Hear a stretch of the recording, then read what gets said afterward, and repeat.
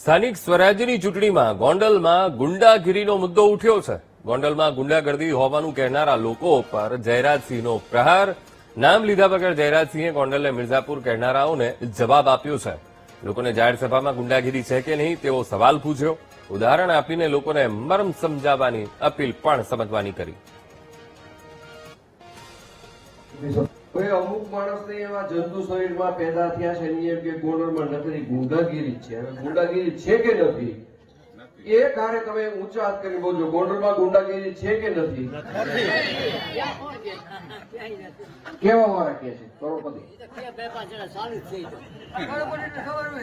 જો હું ગોંડલમાં આ વાત કરવાનો છું, આ ગામમાં આ વાત કરું.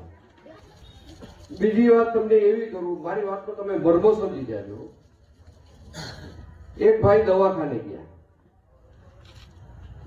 દવાખાને એને ડોક્ટરને કનકભાઈ એવું કીધું કે મારું આખું શરીર દુખે છે, કે તમને ક્યાં ક્યાં દુખે છે? એટલે એને પોતાએ જમણા હાથની આંગળીથી મને આયા દુખે છે, મને આયા દુખે છે, મને આયા દુખે છે, મને આયા દુખે છે, જ્યાં દુનિયામાં દુખે છે. એટલે ડોક્ટરે એને એવું કીધું કે તમે બીજો હાથ કાઢો. એટલે આ રીતે આમ બીજો હાથ કર્યો. હવે તમે તમારા શરીરને અડો જોઈ. એટલે સાહેબ હવે ક્યાંય નથી દુખતું. હકીકતે એની જમણા હાથની આંગળી પાકેલી હતી.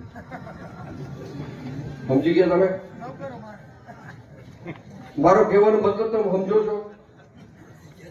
ઈ આખે આખા પાકી ગયેલા છે એટલે એને એમ થાય છે કે અમારું શરીર દુખે છે, અમારું શરીર એટલે ગોંડલ માને છે, ગોંડલમાં ગુંડાગીરી છે એવું માને છે. ફરીથી પૂછો, ગુંડાગીરી છે? નથી.